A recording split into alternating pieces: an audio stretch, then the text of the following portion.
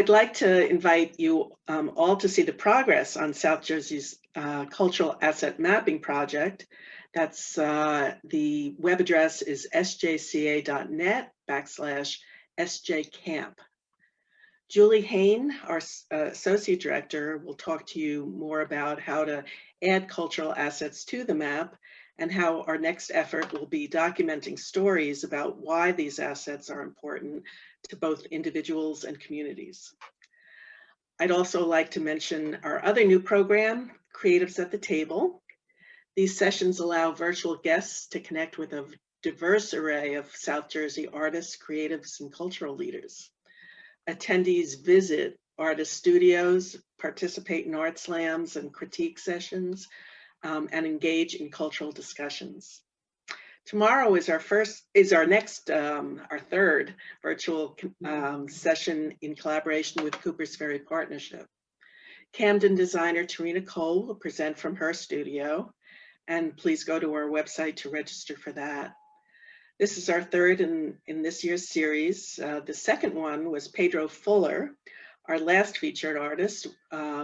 He was more comfortable presenting in Spanish, and we're proud to say that we were able to accommodate him by using the translation feature on Zoom and partnering with the tech department at Stockton University.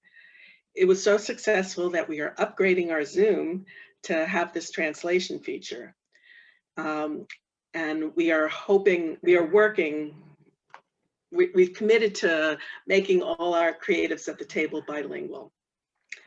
And as a member of the Hamilton Health Coalition, we are working with their community connectors who reach out to Spanish-speaking families, including migrant workers, to share information about health. And now they're including information about creatives at the table. This translation feature connects us with a whole new audience, and we're very excited about it. I just wanted to welcome all of you. Julie has some more about the upcoming programs and directions on how to place cultural assets on the map. She will introduce our very popular guest, Jennifer Rosenfeld, on a topic that attracted a large registration list. New earned income streams, which we all lie in bed thinking about every night. Well, at least I do. Julie, you're up. Hi, welcome everybody. Thanks for joining us today. So as Karen said, she told you a little bit about SJ Camp, which is our cultural asset mapping project. It's been going very well. In the chat, you will see the link to the page. It's sjca.net/sjcamp. On that page, you can find information about the project. You can see the map and the 571 cultural assets that we currently have listed. We're still working with our statewide partners and our current members to help share even more data. That 571 is a big growth for us, and it's great, but it's really just scratching the surface of the amount of data and the cultural assets that are out there throughout the 8 counties to share. And we really want to connect with as many as possible. So on that page, you'll also find some links where you can submit individual cultural assets to us. So if you're an artist or you know of an artist or a festival or a community cultural group or an arts and culture organization or historic site, you can refer that to us to make sure that it's on the map. And then there's also a link to collect community stories, because we not only want to know where these things are, we really want to hear about what these cultural assets do for your communities, what they mean to you personally, and really get an archive going of community stories explaining the public value of these cultural assets to the South Jersey community. So there is a link for that. And then there's also a link for feedback, because this is a work in progress. This is the first iteration of the map. It's got some new search functionality. So we want people to go on, play around, take a look at the map. Let us know how it's working for you, if there are features that you would like to see added, or if something isn't working. We really want to hear how the community is using the map so that we can shape how the project moves forward. So that link is there. Also, we have two upcoming South Jersey Creatives at the Table events, as Karen referenced. That's our event where we're highlighting local artists this month and next month. We're partnering with Cooper's Ferry Partnership, Camden New View Camden and Connect the Lots Camden to highlight Camden artists. So we've got Tarina Nicole, who is a leather goods worker and designer, also teaches at the Mastery School in Camden. And then next month, we've got Eric James Montgomery, who is a photographer and also runs the EJM Foundation, which helps local youth to overcome challenges through photography. So both really great artists, really great sessions. The link to South Jersey Creators at the Table page is also in the chat, so please check those out and sign up for those free events. So I won't take any more time from Jennifer Rosenfeld. Thank you so much, Jennifer, for being here and talking to us on this great topic today. I'll turn it over to you. You can tell us a little bit about yourself. Just a couple of housekeeping items. If everyone could stay on mute unless they're asking a question or interacting, that would be great. And if you have questions, please type them in the chat. I'm going to collect them, and then when it's time for Q&A after Jennifer's presentation, I will funnel all those questions to her so that we can make sure that we address all of them together. So without further ado, Jennifer, thank you so much. Thank you, Julie, and thank you, Karen, for having me. It's so wonderful to be here with all of you. So I'll share my screen in just a moment, but I was wondering if each of you would be willing to share in the chat basically what I'm interested in knowing about you is, are you affiliated with an organization, either your own or one that you work with? Are you an independent artist? And I'd also love to know what artistic disciplines or discipline that you work in. That would be helpful for me to know. I mostly work with individual artists. I've done a little bit of work with organizations. I'll speak to that, but it will help me to know sort of who's in the room. And I'm going to share a little presentation. I'm hoping it'll be about half an hour so that we have a lot of time for questions, but feel free, as Julie said, to put any questions you have in the chat along the way, and we'll get to as many as we can. So, okay. Thank you. Okay, awesome. Independent artist and artistic director in dance, cultural organization. Wow, textile artist. Oh, that's so amazing. Cool. Well, I look forward to hearing more as those come in. I'm going to start sharing my screen. I hope I do this right. Okay. Let's see. I always get confused around how do I share my screen and see the chat. So, all right. All right. Hip Hop Fundamentals, Jazz Arts Project. Fantastic. Wow. Awesome. It's so wonderful to see what you all do. As I guess I'll get into my intro. This is me. Hello. I'm Jennifer Rosenfeld. I mostly work with musicians, not exclusively. But as you hear my sort of story, it may sort of slip in that I sound like I'm speaking only to musicians. Truly, I believe what I do is transferable to all of the art forms, but I just happen to come from a more music context. Most of my clients are classical or jazz musicians. I have worked with a DJ. I've worked with some musical theater folks, a lot of people who help people with creative expansion, sort of in a variety of ways. Yeah, but I love working with artists and being in the arts. I think it's such a dynamic field, and oftentimes I am partnering with an artist, a musician, and sort of holding their hand as they take their first steps into being a business owner or an entrepreneur, and really embracing that additional professional identity. So I take it as a real honor to get to do that work. And part of my story, my experience, is my own realization around the fact that when it comes to business or all the marketing things, you know, the things that we didn't go into the arts to do those things.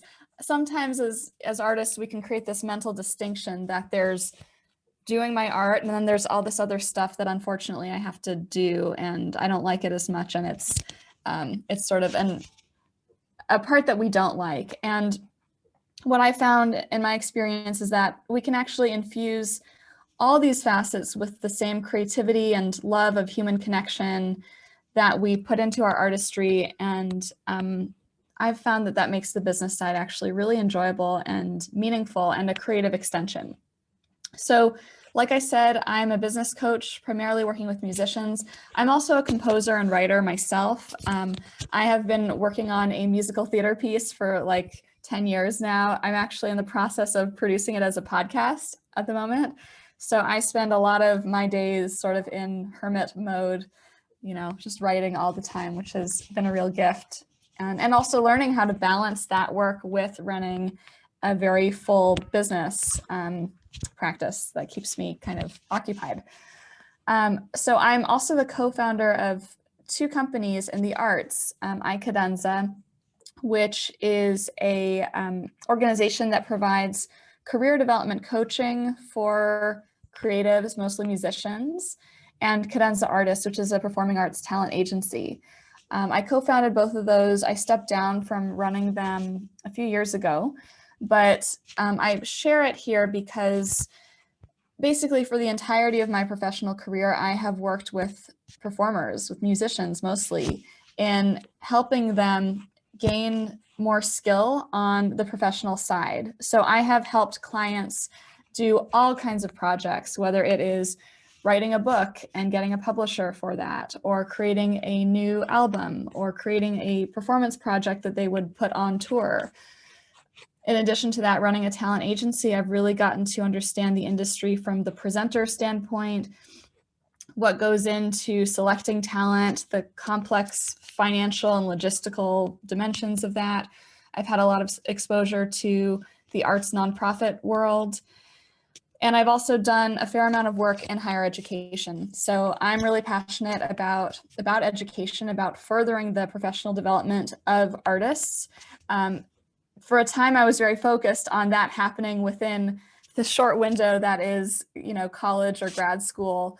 But I realized that most of my clients are actually a bit older. I would say my clients are average around age 40. I have many who are older, some who are younger. And in the last few years, I still believe it would be better if colleges and conservatories would provide more professional development training, but there's really a need for it beyond that stage, which actually ties in a little bit to what I want to share with you. So my mission when it comes to my business these days is really around financial empowerment for musicians and creatives. I had no idea that that was going to become such a pressing issue in 2020. For a long time, I've been telling my clients, who again, mostly music performers, I've been telling them, you know, it's kind of risky to rely entirely on performance-based income. It's for touring artists, it's extremely unreliable. We don't have control over when we get paid. You have to be on the road and sort of be in this very grueling work environment. And not everyone, like that's not always a sustainable thing for the entirety of one's life. So I've wanted to be a voice for different income streams, and I have my own thoughts on what income streams I think are better than performance. I'll get into that. But basically, in our field, I don't know if you feel this way, but this is my experience working with so many artists, is that we're not really taught how to deal with money, whether it's certainly our own personal financial situation, the career professional side. We're just not given a lot of guidance, and at the same time, we receive a lot of messages around the fact that we shouldn't go into the arts if we want to make money. There's sort of the perpetuation of the starving artist idea that to be commercially successful is the opposite of being a real artist. And we often perpetuate this idea that our society does not value the arts. You know, funding is cut for arts organizations. Nonprofits tend to struggle year after year with recruiting or attracting new donors or getting, you know, foundation or government grants. Not to say that any of that's not true. These are certainly things that are happening in our reality, but all of it perpetuates this mindset that there's no money for the arts and people don't value it. And I have to sort of compromise my own financial security, my own life stability to be in the arts, and that's just normal. My belief is that it doesn't have to be that way. And, you know, most of the artists that I know, they want to be creatively self-expressed, but they also like being able to pay their rent. And the idea of saving for retirement is appealing to them. So I don't believe that one absolutely has to compromise these two things.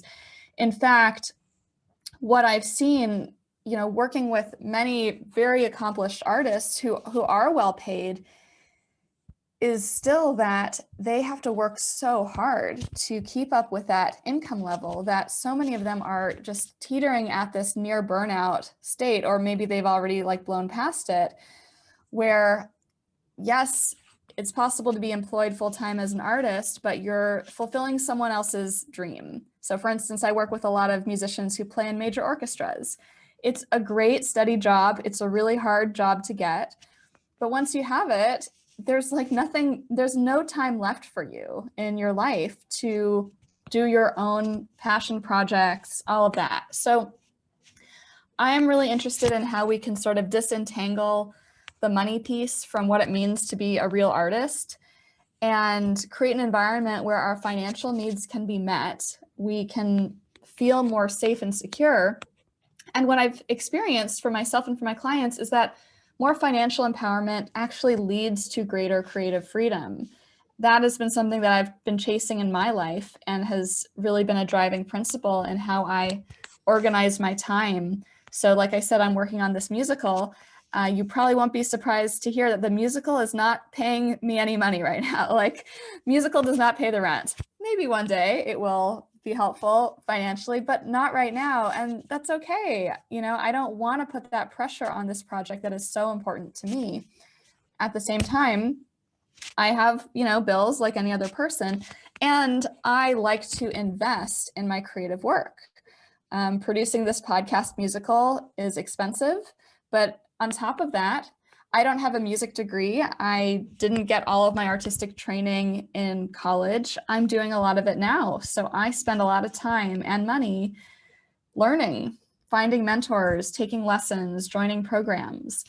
And I realized for me to do what I want to do, it's a financial strategy that sort of has to come first. So the good news is I really think when it comes to money, it's learnable. It's a learnable skill. There are mindsets attached to it, but it's not at all out of reach for any person in the arts. In fact, I think it's easier to become skilled in this area than it is to become excellent at whatever art form you've specialized in. It's not so hard. There's a lot of barriers to doing it, but it's not so difficult. And so something that I'm very proud of is in 2020, my clients collectively earned over $2.3 million. And this is not very many people. This represents the work of about 25 individuals, one nonprofit organization. All of these clients had lost significant amounts of income because of the pandemic, cancellations, and many of them were able to have their best earning year ever in their lifetime last year. To more than replace the income that they lost, and to do it in a way that was more sustainable from a health and energy standpoint. So, and my clients sort of run the gamut as far as how large their reputation is. The thing that's most important to me, and I'm going to get into this more, is that I help people make more money in the educational space. And I love that. I'm passionate about education, both helping others learn new things and, continuing to develop my own. And what I love about working with artists is that we are a field that values knowledge and the passing down of traditions of education and all of that. So if there's any part of you that cares about passing that on and putting that forward, then you're so well suited to work in this way and to take advantage of the trends that are happening in our world. So, I work with a lot of musicians who will tell me, like, I hate teaching. And I usually tell them, well, I think it's because you've taught in a way that has not been good for you. Working with students or their parents who don't respect you, you're feeling like it's Groundhog Day, where you're just like saying the same thing every single moment, being underpaid.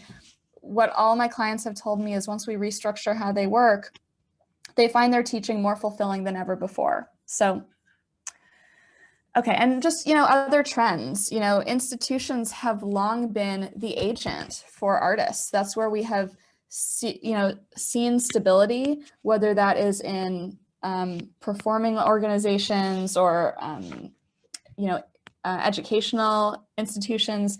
That is where, in large part in our society, we have thought there is stability. And of course, what we saw with the pandemic is that really no institution, no entity in the arts was protected from what happened.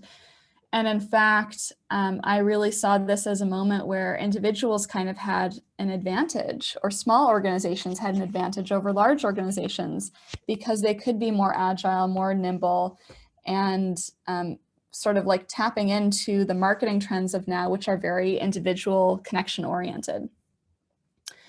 So one of the big questions that people come at me with is, if I create this business, if I start teaching online or whatever, does that make me less of an artist? Will I be taken less seriously? Will that undermine my credibility?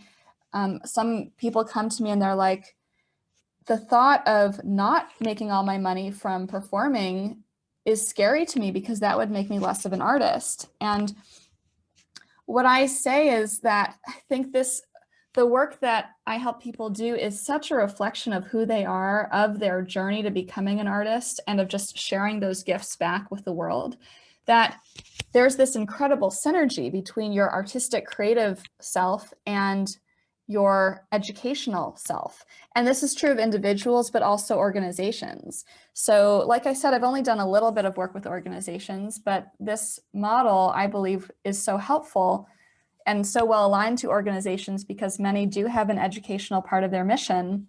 And I truly believe that that educational work can enhance affinity and audience connection. So what I've seen many, many times for my clients is they start being seen in the world as being more than just a performer. But weirdly, as their reputation and authority increases, they get better performance opportunities than they ever did before. So it all kind of works together. So as I was speaking about, I see the biggest financial opportunity in the arts in the education space. And I think this is for a few reasons. I mean, certainly now, I think because everyone's been trapped at home, there has been more of an interest in, how do I better myself? How do I stay busy? How do I, learn how to play chess or learn guitar or do that thing that I always said I wanted to do, but didn't. So I think that's kind of been a positive trend of more adult interest in making things. But in addition to that, and I really believe, when we're able to gather in person, that will be so treasured and amazing. But I don't think the online education space is going anywhere. This is a hugely growing industry. I believe it's projected, I don't remember the before and after, but I think it's projected to grow to like $300 billion within the next less than 10 years. So it's an exploding space, and I would say it's still relatively early stage for the whole arts realm. And another sort of learning from the pandemic has been, at least in my field, classical music, there has been a lot of resistance to, well, teaching online does not replace, it's not as good, and it's not the same, but there's so much that can be done in this medium that I think we're past the point of people totally writing it off and saying that it's not possible to do anything productive in this space. In fact, there are a lot of things that can be done online that are enhancements to the educational experience that can't be done in a traditional learning environment. And here's the other good news, is that the skills you need to develop new earned income streams are the same skills that will help your artistic career or your nonprofit management activities grow. And I know this, again, as someone who spent the first 10 years of my career not teaching musicians how to make money or do online stuff, but teaching them how to network, how to initiate projects, how to raise money for a new project, how to collaborate, how to communicate about what they were doing. These are all the exact same skills that can be applied in this particular direction of creating an online teaching experience or creating artistic programs for your nonprofit, increasing your donations, marketing, community building, etc. So what are the core skills that go into this model? I'm going to sort of run through the overview, and then I'll do a bit of a deeper dive into offer design, because that's one of the areas where I specialize. So I would say there are 5 main skills. And again, I really believe that the first 4 are skills that tend to be things that you are already good at. You might not know that yet. Or if they are weaker areas, they're skills that I promise they will be a gift to your life in every area and are so worth it. So the first is offer design. So what is an offer? That is what we call the context in which you have a way for people to engage with your work. And it could be paid, it could be free. So putting on a complimentary workshop is an offer. Putting on a paid online learning experience is an offer. Producing a concert, that's an offer. Having an educational event, as you might have done pre-pandemic, that's an offer. So it's really the context in which we engage with the outside world or with our audience. So I teach a lot of principles around how to do that and how to do it in a way that accomplishes your goals in the financial and impact arena. Then marketing, which is basically gathering people around you, building an audience, both online and in the real world, maybe not in person right now, but if we want to be earning more money, if we want people to be participating in our offers, we need the people, right? This tends to be an area where a lot of artists are hesitant, uncomfortable, and I get it. Like, I love being alone with my piano and not dealing with people. But, ultimately, if we want people to experience what we have to offer, learning the skills around building a community, educating people on what we do before they pay us anything, and then sales, which is basically having conversations that hold someone's hand as they make a decision, very similar to what any of you would do in a development role. Those are really the key skills that go in. And then what I have down here is delivery. What I mean by that is the skill around, once we have people participating in an offer, how do we ensure that they have a phenomenal experience that delivers on the promises that we said would be delivered on? How do we make the experience life-changing and so powerful for them? And then the final piece, which is actually the first piece, but I put it here because it's often, I put it at the bottom because it's often the one that is most out of reach when I first start with someone, is financial management. And what I mean by financial management is knowing the reality of your financial situation and using that as kind of a compass to guide how you design your offers. So I have worked with many musicians who have avoided even looking at their online banking statement for months. I have worked with musicians who know they have debt, but they don't know how much because they don't want to know. I've worked with a lot of people who have never made a personal budget and they're just sort of guessing. They have no idea what their life costs. And there's often a lot of shame around this. They know that that's not how it should be, but it's too painful or embarrassing to face the reality of their financial situation. I think there's just this fear of, if I know the truth of how bad it is, I couldn't handle it. It's one of the most empowering first steps is to just become acquainted with the reality of your financial situation without judgment, without needing to know how you're going to fix it, but at least to know what your life costs. I'm speaking about this on a personal level. I think organizations, nonprofits tend to have a better sense of their financial position. But for organizations, for nonprofits as well, I think it's still so important for each individual to be looking at this personal financial situation, because again, everyone who I know who works in arts nonprofits is there for their passion, not for money. And these are roles that tend to require a lot of work and are severely underpaid in most contexts relative to other fields. And on the one hand, I think it's really admirable and noble for everyone who works in arts nonprofit. I mean, we are so grateful to all of you. At the same time, the risk of burnout is so high, and I've seen so many people work at arts nonprofits or start them and eventually leave the field or close down their organization because they can't do it anymore. They just feel like they are bleeding out financially, energetically. It impacts their health. So it's so important. The other financial piece that I highly recommend to all of my clients is to read a book on money mindset. You know, if there was one thing that I wish I had done like 10 years earlier, it was that. Because we all pick up beliefs around money from childhood, from peers, from the media, that deeply impact our subconscious and how we make decisions. And that impacts our financial situation. So there are things running in the background. I can't imagine a single person, regardless of their circumstances, not having some kind of hangups around money. And there are great books online. There are great free videos on YouTube. To me, it's sort of like a no-brainer. If you're looking to grow the amount of money in your life, the first step you can do is sort of do a cleanse of your relationship with money and see if you can create a more supportive internal environment. So, and just an example of that is, you know, many of us have this belief that the people who have money are bad people, right? Like, it's not hard. There are valid reasons for why we might think that, but it creates sort of a cognitive dissonance around, I want to make more money, yet having money makes you a bad person.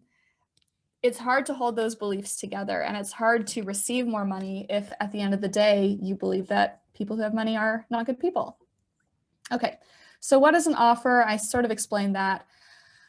I primarily teach people how to create what I call high ticket offers. Well, I don't just call it that. That's a term that's used sort of in the online business space.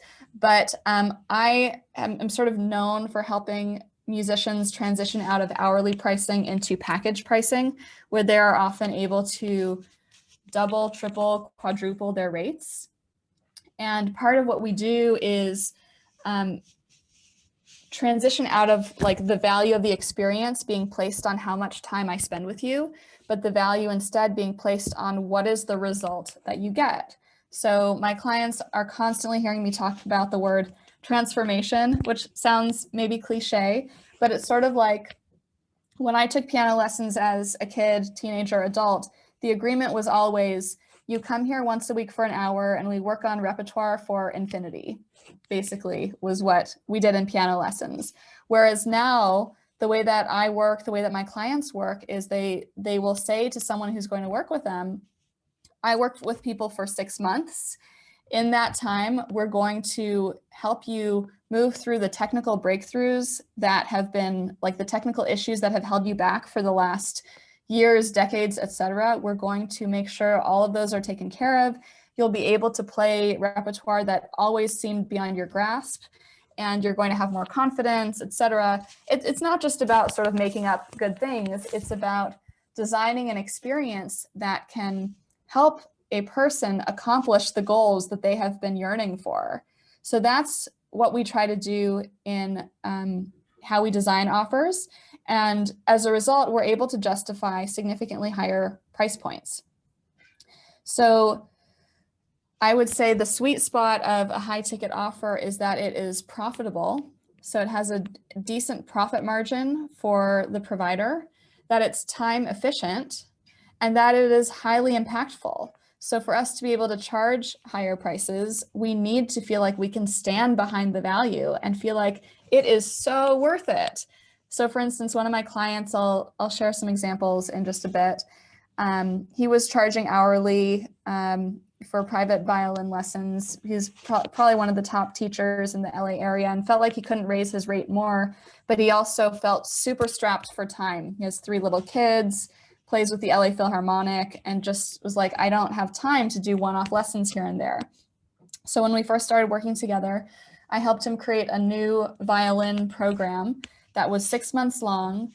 It cost $5,000 per person. So it was more akin to like a university course. And it was less one-on-one time. Participants only got one private lesson a month, but there were actually way more touch points with him and way more educational opportunities than someone would get in taking weekly lessons with him for 6 months. So there were weekly group classes, there were pre-recorded materials, there were like all these things. And, you know, you can do the math. He enrolled, I think, 20 people in the first round of his program, made $100,000. That was hugely significant for him. So this slide has a lot on it. I'll try to explain it briefly. But when a lot of people come to me being like, I want to do online education, I want to reach the masses, I want to make my my brilliant methods more accessible, I don't want price to be an issue. This is a really noble aspiration, but from a math standpoint and from a feasibility standpoint, I tend to, my strong opinion is that doing a low price online course is not the way to go. And here's why. It requires a significant investment of time up front to build the course. And also it requires a significant volume of people to purchase it for it to be worth the time invested. And number three, we assume that if I created this great thing and it's not expensive, people will just be, you know, knocking down our door to buy it. And that's not at all how it works. I've seen this happen so many times where people spend months, years developing the perfect course and literally no one buys it.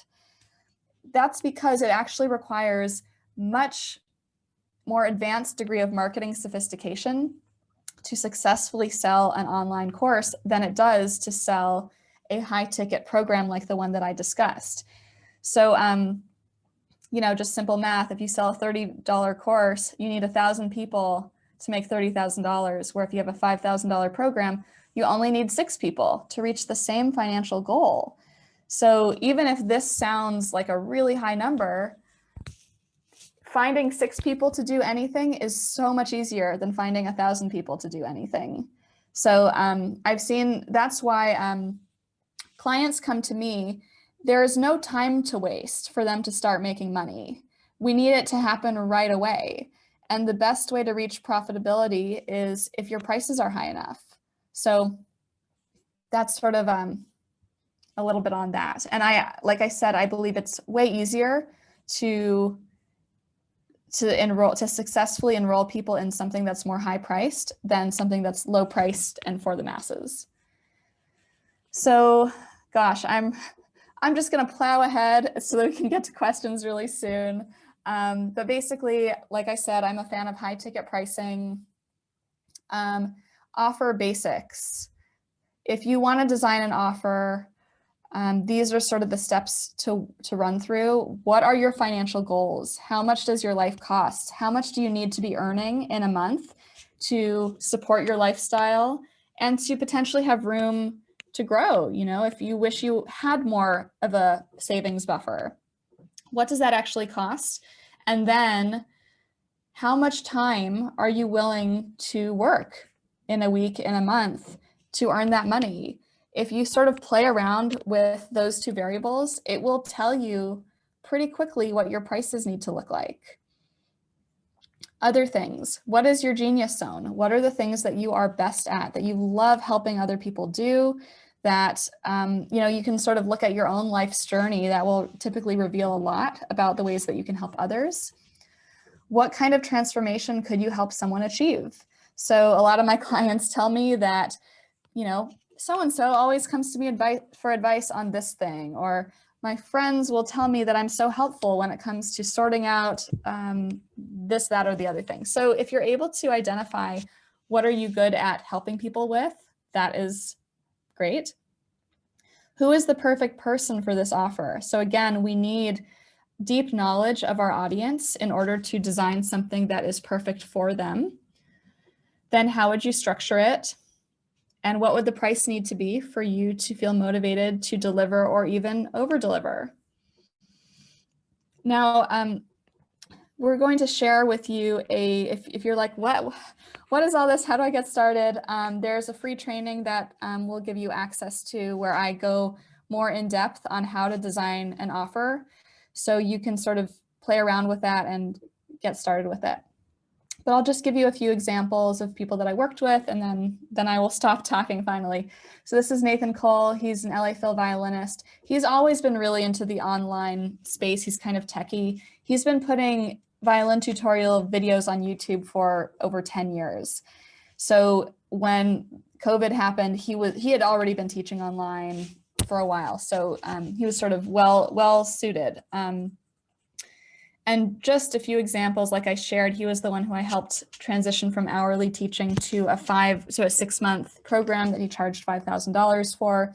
You know, something that was remarkable about him is because he had been doing YouTube videos for so long, he had a significant audience. He has an email list of over 10,000 people, which for many arts organizations, that's normal. For me, I don't have that many people on my list. You definitely don't have to have a huge audience, but if you do, it's kind of a big advantage. So last summer, I helped him launch a program called the Violympics, which was a 3-month summer violin extravaganza. And the product cost around $800, and he had 400 people enroll. So again, you can do some math on that. But he's been, doing really great. Here's another one of my clients. Her name is Sakari. She's a composer and violinist. And what's been really cool about her work is, she loves the teaching stuff, but she really wants to be a composer. I mean, that's really the dream for her. She's super passionate about helping kids get into composition earlier, because most composers don't start composing until college or beyond. And so she wants to help middle and high schoolers get started even younger. So she put on a little summer program last year called the Youth Can Compose Summer Workshop. It was great, but what I love most about her story is that it led to her being seen as an expert in the area of helping kids compose. So she's been hired for teaching artist jobs. She's gotten more commissions, than she ever has in the last year. And sort of her composition slate is filling up. So this is just a wonderful example of how the teaching can parlay over to the artistic goals in a really beautiful way. And then finally, Beth Morrison Projects is the nonprofit that I worked with.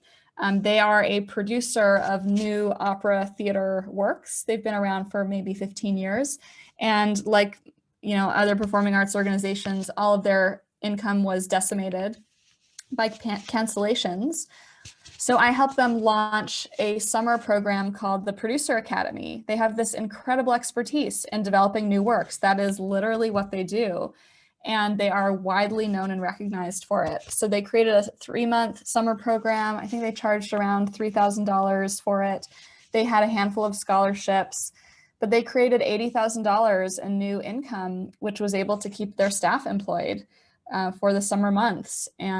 But also, this was an aspect of their mission that they had been wanting to incorporate into their programming for a while, but didn't have the bandwidth, didn't know how to do it. And here they were able to do that and also generate income that allowed them to stay afloat. So those are some examples. I will stop my chattering here, and you'll get these slides. But if you want to be in touch with me, here's my website. You can find me on Instagram. I also have a Facebook group called The Millionaire Musician, where there's lots of free resources and stuff like that. And Julie shared the financial security roadmap training.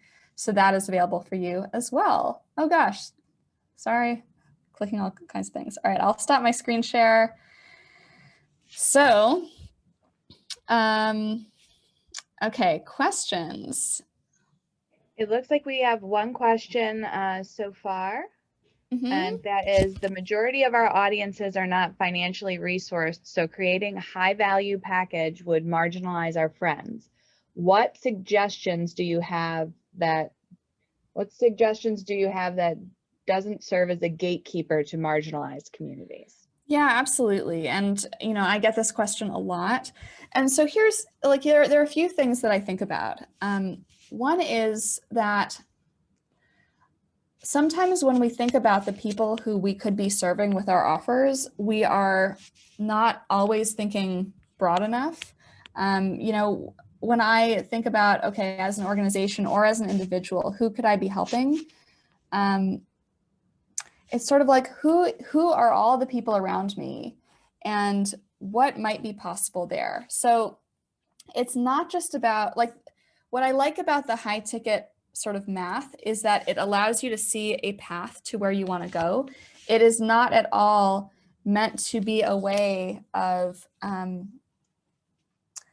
only people who can pay this get to experience what we have to offer.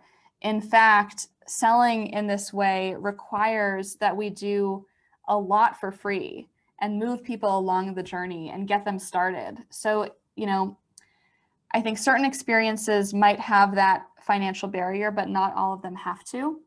What I've seen for some organizations too is that they do get donor support for these educational initiatives in a way that's been helpful. But the other thing that I would say is sometimes we know for sure that people can't afford what we have to offer, but sometimes we don't know. Sometimes it's really just the question of how are people choosing to allocate their resources. So it's possible that the majority of your audience or your community is not able to pay the price that you want to be paying. But is it possible that a tiny, tiny subset could? We don't know.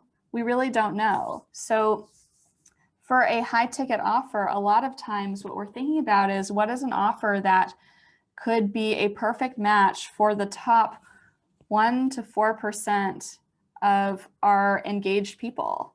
So it's not about having something that is the perfect match for everyone, but just for some who want an even more intensive experience.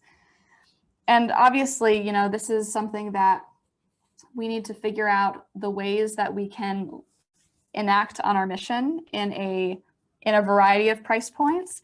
But what I've seen for a lot of individuals and organizations is that they just avoid having something in this price point altogether. The other thing that I would think about is, are there ways to sort of extend beyond who you currently think of as the community to people who would love what you have to offer, but haven't currently been in the zone of people that you focus on? So I don't know if that's helpful. It's kind of complex and situation by situation about how to handle it. But at the very least, what I found is it's a useful mental exercise around, even if it seems like it's not feasible, of how could I make this work financially with my current audience? What would an ideal sort of breakdown look like that I can be thinking about for the future? So I don't know if that answers your question, but it's a really important one. Any other questions? I haven't seen any other questions in the chat, but now's the time. If you have one, you can put it in the chat, or if you prefer to ask your question directly, you can do that. If you're feeling shy today and you don't want to ask a question, you can always email Jennifer or email Karen or I after the session, and we're happy to pass those questions along. I have one coming in right now. Let's see. What is your opinion on passive income streams? Passive income streams. I mean, I think it sounds great, but I think it's a lot harder to do it than we would think. So I'm a fan. I just haven't seen it work for myself or for others. So not impossible, though. I guess some people do it. I think with passive income streams, you have to be a much more sophisticated marketer. And that's not where I spend my time. What is the musical piece about, and how far along are you in development? Sure. So I'm writing a musical that is based on the White Rose, which was a resistance movement in Nazi Germany. And I wanted it to be on the path to production, real production, but that's not happening this year. But I'm hoping that the podcast will be released in the fall.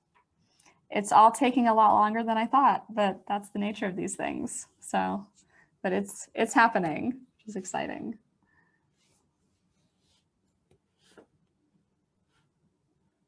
Any other questions for Jennifer?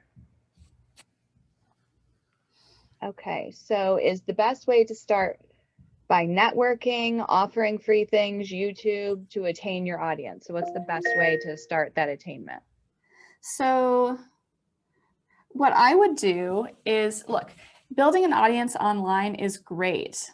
It takes a long time to get it to a really significant volume. So I think it's a good thing. If you see yourself as, I want to have an audience online, that's important to me for all the things that I want to do. It's a good idea to start getting that in motion. A lot of people kind of neglect the email list because we get really focused on social media, but email is still the most powerful marketing tool. So if you're doing anything on social media, I would just encourage you to also channel people to an email list. But if you are looking to create more money soon, I would start by looking at who is in my world that I can help. So it takes time to build an audience online and then learn how to monetize it. But, you know, most of us, I believe, have more opportunity in our networks than we realize. So what I always recommend to people is go through all your Facebook friends, go through the people in your address book, make a list of 10 to 20 people where you just have this feeling of maybe I could help them, or maybe I could be helpful to someone that they know. So starting there and then engaging in conversations to just say, you know, I'm looking to teach people how to paint. Have you ever thought about that? Is that something that you'd like to try? Or do you know anyone who's looking to do that? So I would sort of be looking in your network to have conversations, not to just call someone and pitch them immediately, but to explore, are there needs, desires, hopes, and dreams around you that you are in a position to fulfill? Okay, questions are coming in. Yeah, I think the next one was, what tools do you recommend for course enrollment processing and delivery of online courses? Yeah, so there are all kinds of tools. I don't use a learning management system myself. A learning management system is, you know, where you log in and it has like all your videos and things. I personally use Zoom. I use a private Facebook group for my clients, and I link all my trainings in a Google Doc. So I'm kind of not very fancy. So the main tools I use are Zoom, a payment processor that allows me to do recurring billing. I use a scheduling tool for when people schedule appointments with me. I use something called Acuity. And then I have an email marketing system. I use ConvertKit. You may have heard of MailChimp. They're pretty much the same.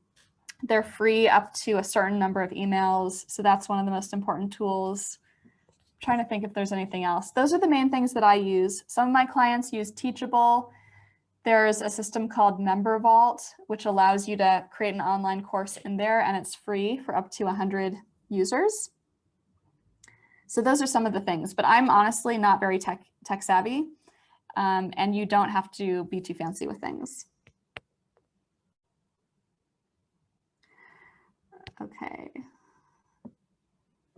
Someone was asking if you could just say the name of the last tool that you mentioned again. Yes, I'll put it in the chat. It's called Member Vault. Yeah. That's a really good one for creating a course platform. Okay. Once I was advised that up to 70% of your time, resources, funding should be around marketing and building a client base. True? I mean, yeah. So look, I think it kind of depends on what phase of your priorities you are in.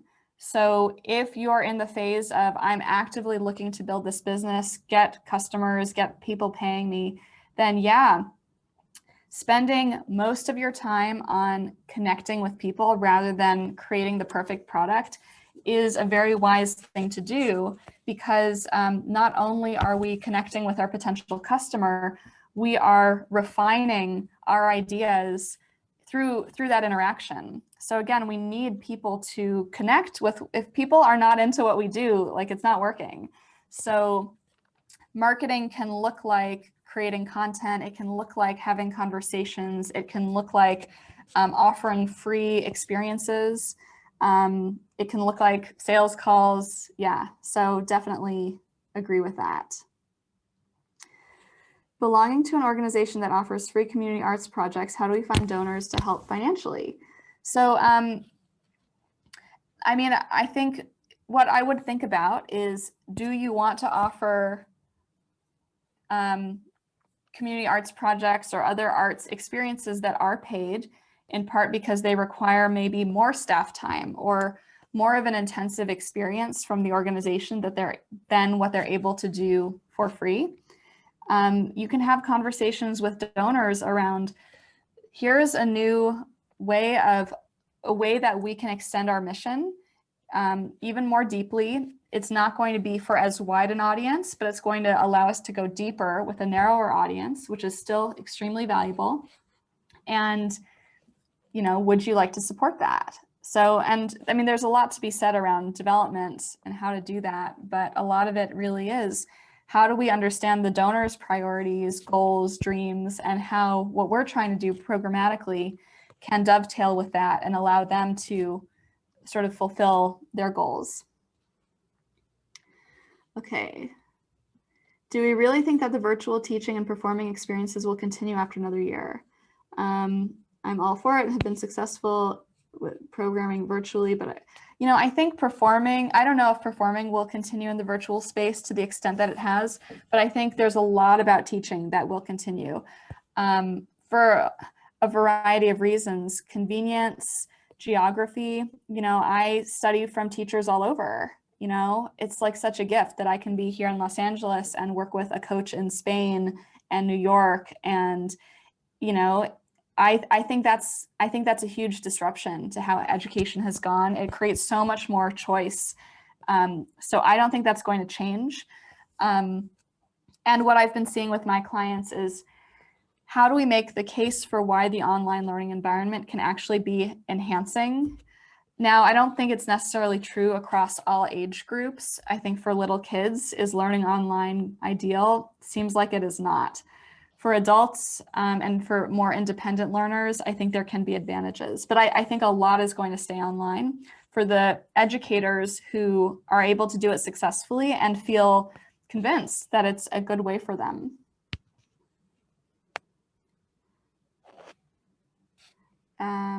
The email application. Oh, sorry, I was just going to say, this is the last question. We're a little bit past 2 o'clock and I want to be respectful of everyone's time. But yes, the question was, what was the name of the email applications? You mentioned MailChimp and there was one other. Yeah, I use one called ConvertKit. I happen to like it better, but they're pretty similar. There are other ones too, but those are the ones I'm most familiar with. All right, well, I just want to take a moment to say thank you to everyone who joined us today, and special thank you to Jennifer for sharing your incredible knowledge of how to develop these additional income streams. I think you know, it's given us a lot to think about, even if some of the information is geared more for individuals than organizations. I think many of the themes cross over that boundary, and you know, we can certainly use the information that you've given us to think about new ways of packaging or marketing or pricing the services that are offered throughout the cultural sector. So everyone will receive a recording and Jennifer's information with a thank you email. Also, there's going to be a link to a survey to let us know how we did today. I am going to also launch a quick poll here if you just want to answer real quick how you think the session went today. Was it relevant to you? In the survey there and the email, you can always reply with topics or speakers that you suggest for future sessions. And again, please take a look at our SJCamp page and let us know what you think of the map, what you think of the project, and give us some feedback. We want our lines of communication to work both ways. So let us know your thoughts, and we will get back to you as soon as we can, and hopefully our programs and services will reflect what the community is asking for. So thanks again, everyone. Let me know if you have any questions, and certainly we appreciate you joining us today. Thanks so much. Thanks for joining us, and thank you, Jennifer. Thank you. Thank you.